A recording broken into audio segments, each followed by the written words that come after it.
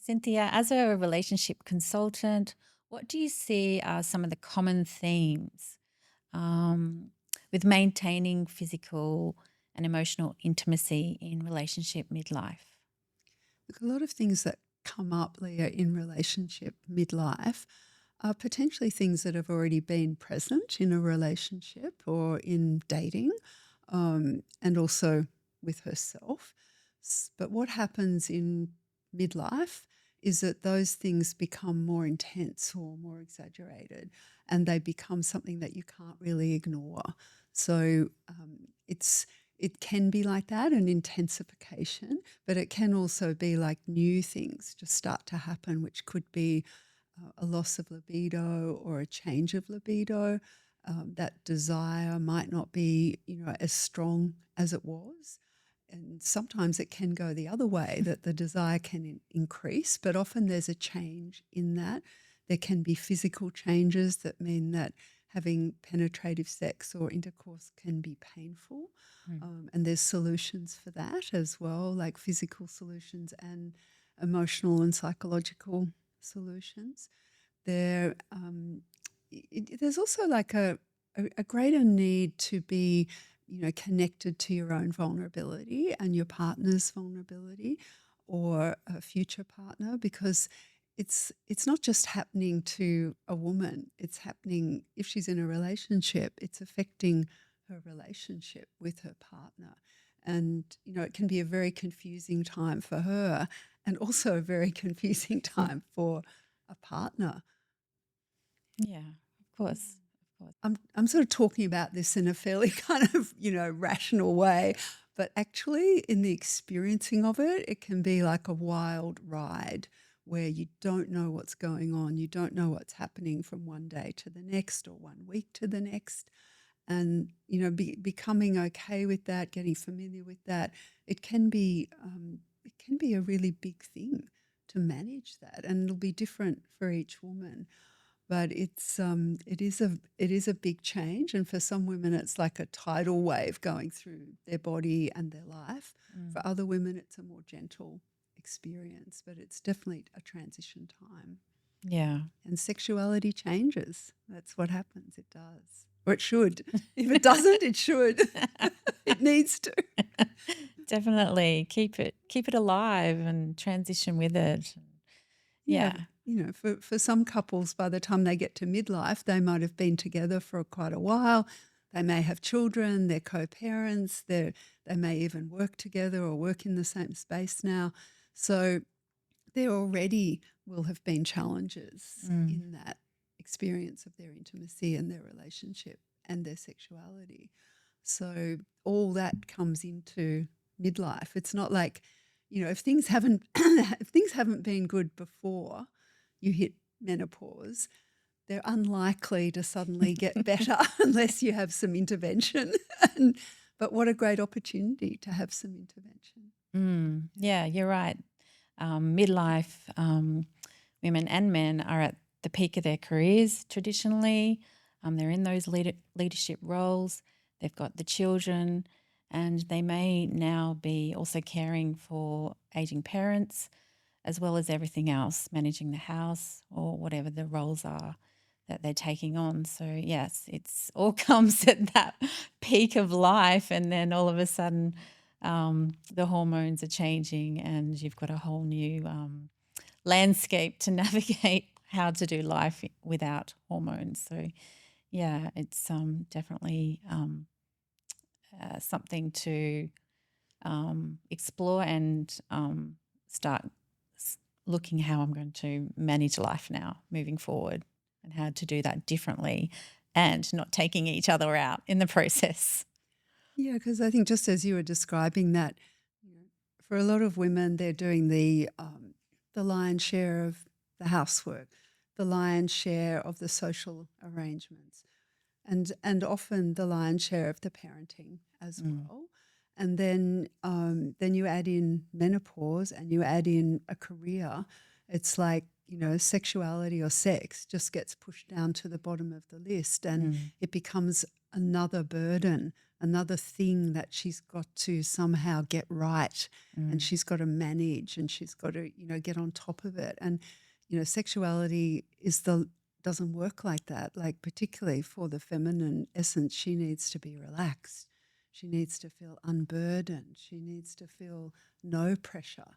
Like, that sort of pressure in a sexual encounter, it has a negative effect, I guess I could say. It's absolutely the opposite of what you want to have. And so for her, it becomes another thing that she's got to tick off on the list to keep her relationship going.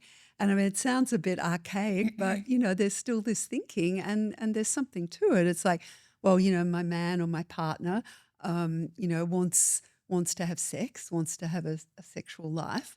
I don't feel like it anymore. She's thinking, I don't even want it, but he does. So therefore, I've got to do some work to get there. And it's true, effort is needed.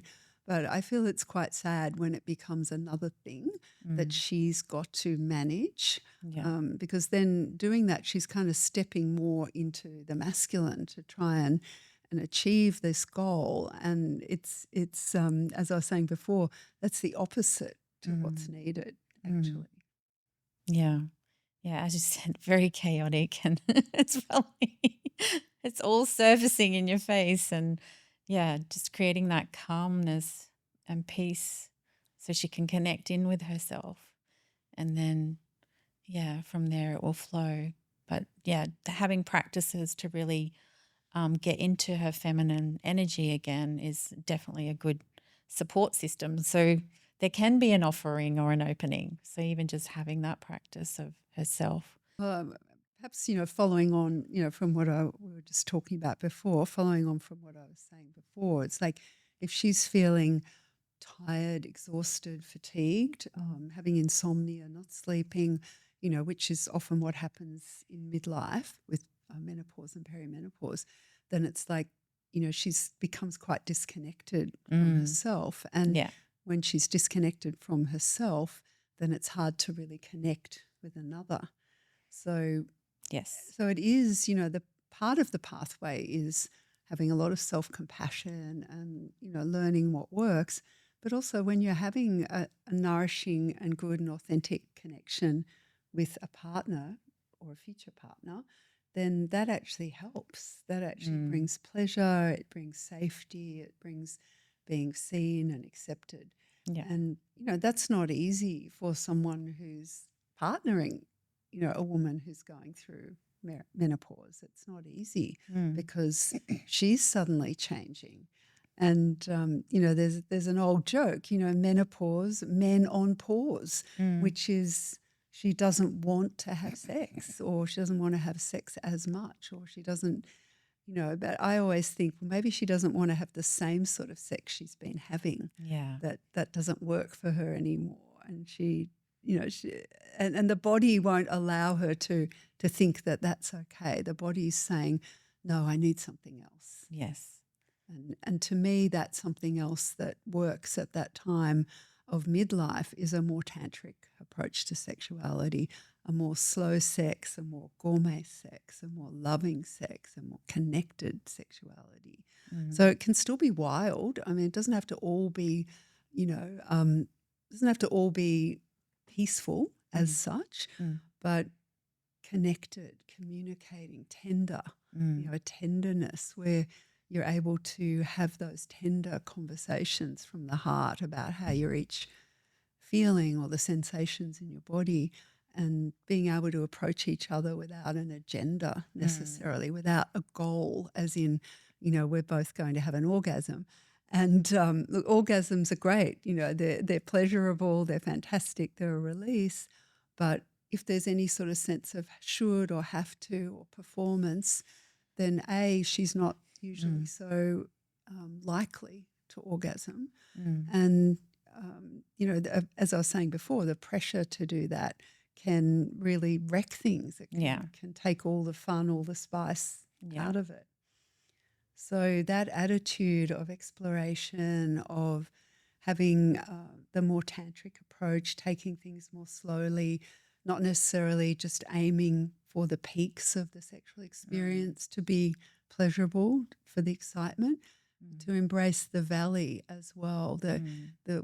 When things are not heightened, but maybe there's kind of like a lower sort of energetic, but that can become more subtle and more beautiful. Mm. And we can often miss that when all the hormones are raging and, you know, all that's just happening naturally. When the body starts to change and you start to step off that wheel, I Mm. think of it as, it's like then some other things can open up. Mm. Mm. I love that. Mm. It sounds exciting.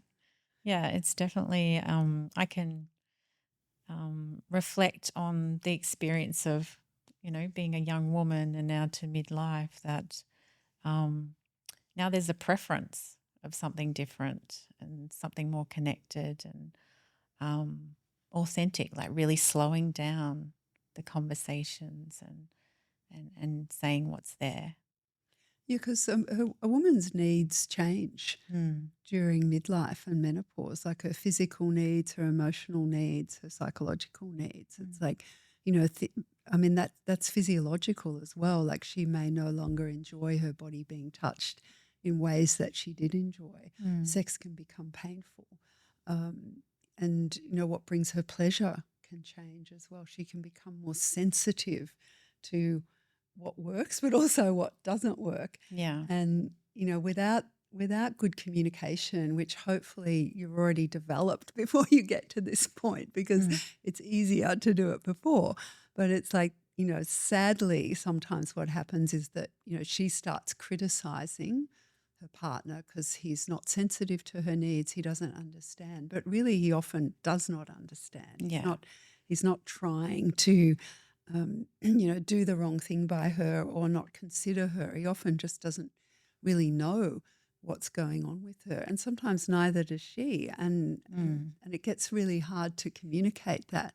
So I think from the woman's perspective, to be able to take a deep breath, to be able to share with your partner without criticizing Mm. what he's doing Yeah. is like central, because criticism, I mean, nobody likes to be criticized, No. and it'll just tend to make the other person shut Yeah. down or not feel trusted and, you know, get defensive. Yeah. And that's the last thing you want, is that criticism, defensiveness, withdrawal space to be going on. So I think you know, developing good communication before you enter midlife Mm.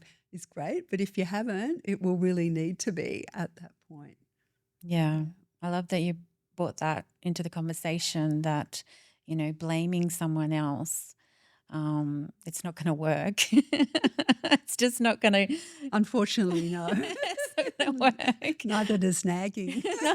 It doesn't work. And even just for the woman, being okay that maybe you you're not really clear about the symptoms that you're going through, and you're still discovering this this midlife change, and that you need to get clearer around what it is you're going through and what you need differently or want, and how to manage everything now. So even just having that discovery for yourself, so then you can be clear with your partner, is really going to open up that authentic connection. And then the conversation can lead into, well, this is what I'm experiencing. And then the love opens, and then there might be a bit of, banter around that, or some fun that, like, the conversation goes somewhere, and, there might be Yeah. new thoughts that come up that you could explore together. Or Y- maybe you can invite her, ask her, what does she need right now? Does she just need a back rub, or how can she just relax if that's something that's really going on for her, feeling stressed or not calm? How can I support you in that? But not having an expectation that it goes anywhere would be something. Yeah, it's a whole new field, isn't it? And I mean, as much as, you know, what you're saying is true, like the more that she connects to what she needs and wants, but the fact is often she doesn't really know No. that until you're in an intimate encounter, because it changes. So it's not like she needs to just sort of sit there on her own and work it out, because some of that's good, but it's actually an alive, in the moment, organic exchange of what will support both people. Mm. And it can be really hard for the partner as well, because they may really not have a clue and not Not understand be why clear. what worked before doesn't work, and feel rejected or feel not good enough, and that they can't get it right. I see quite a lot of men go through that, like, what am I doing wrong? Everything I do is wrong. I can't get it right. And then they just start to withdraw.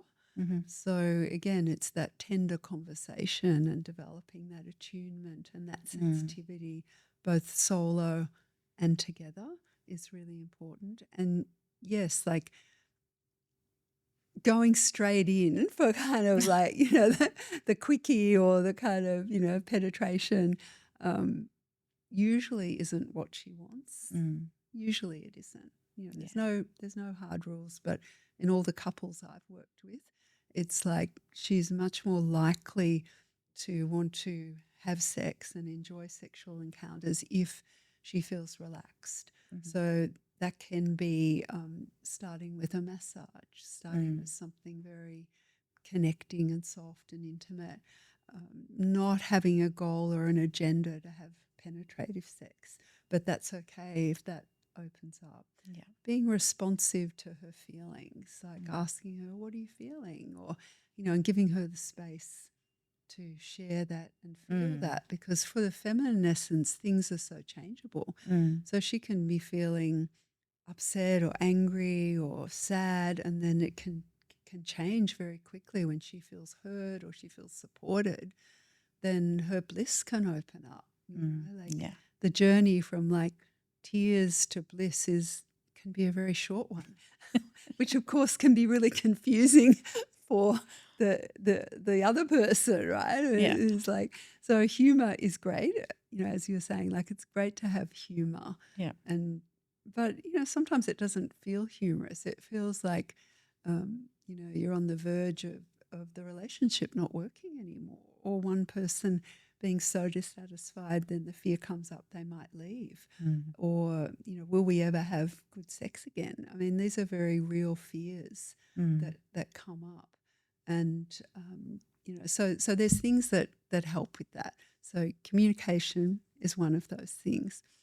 The other one is understanding actually what's going on, and particularly for men, to educate themselves. What is she going through, so that so that he has more knowledge.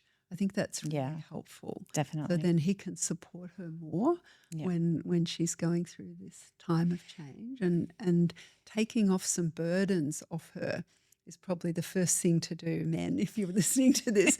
Like, do something, take one of the jobs off her. Yeah.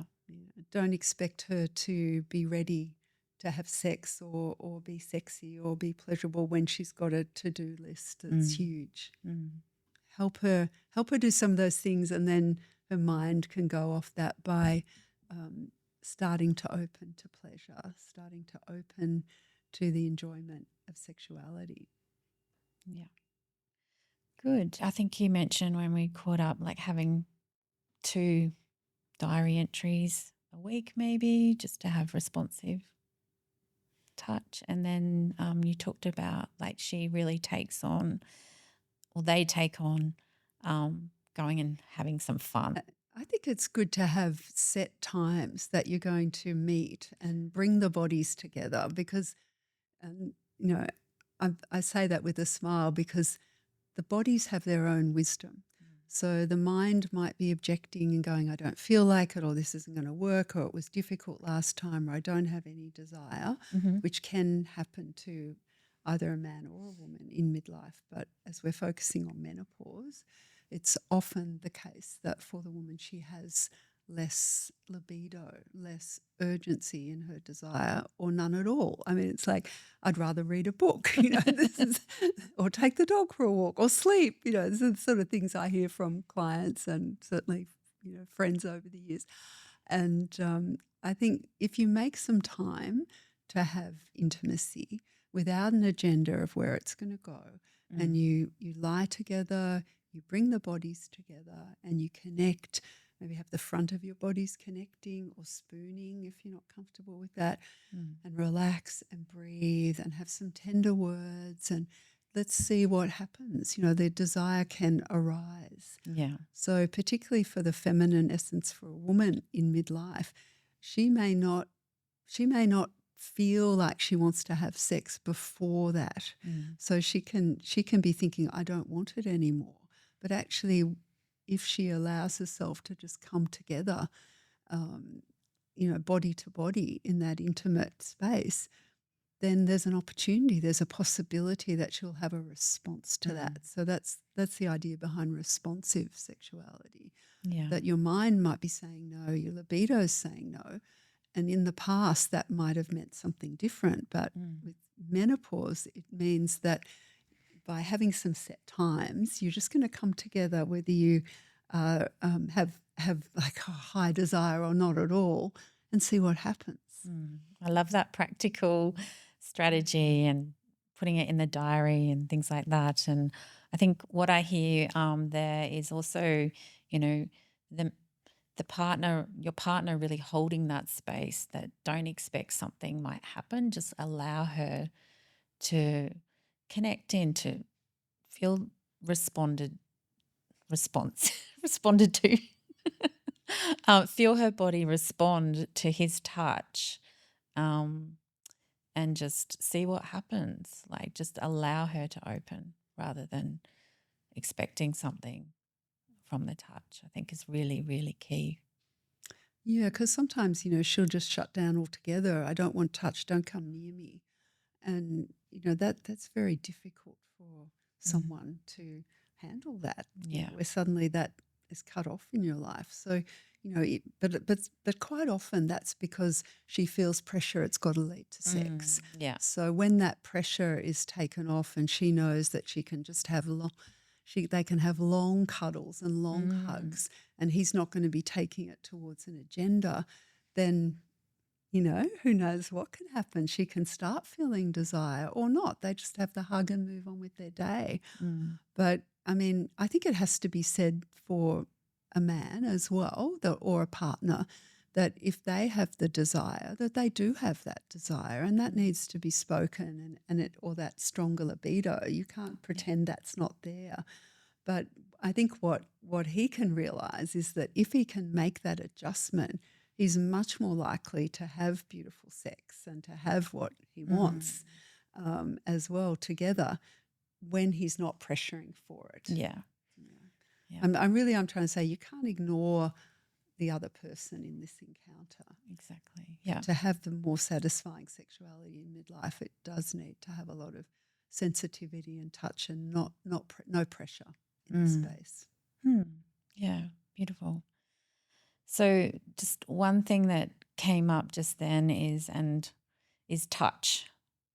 Can you create, like, briefly, touch? Like, people might think that this type of touch that goes on is all that there is. How can you explore different types of pleasure and be really clear in how you want to be touched? I know some of it might be a discovery and things like that, but can you open up? How can they expand their range now that intimacy might need to change? Enlighten us on. Well, you know what I'm thinking about as you're talking? Like, I know some men who've gone and done massage courses. Yeah. So that they understand different ways of touch, or look it up. You can do that online. It's just learn some more things about the female body. Learn how to be more attuned to what's happening with her breath, with her eyes, with her body. Is she leaning in towards him, or is she pulling away? All of these things, like for a man to be attuned to those things and start to study it and understand it, then he develops more mastery. He develops more skill. Yep. And, look, it can be really confusing, because quite often she can be like, oh, I want that. Oh, no, I don't want that. Oh, I want that now. Oh, no, I don't. I hate that. Yeah. So she's like chopping and changing and saying, yes, no, yes, no, yes, no. Yeah. So what really helps with that is for him to maintain a kind of a more solid, non-wavering kind of masculine presence where she's like the weather, she's kind of constantly changing. So if he can stay solid within that and stay connected to her heart while he's touching her, that's really a key. If he loses the heart connection or they both lose the heart connection, then nothing will really work. If you're heart connected, anything will work. Yeah. Yeah. Beautiful. Well, I'm going to leave it there. So thank you so much for your, just informing us and enlightening us with the discovery of midlife sexual intimacy and where we can go with that. It's been a pleasure to have you on the show, and I've enjoyed the conversation, and I hope you have out there. Well, thanks very much, Leah. It's my pleasure to be able to talk about it because I know it can be a really difficult time. And yet there are amazing possibilities. Yeah. Definitely. Thank you.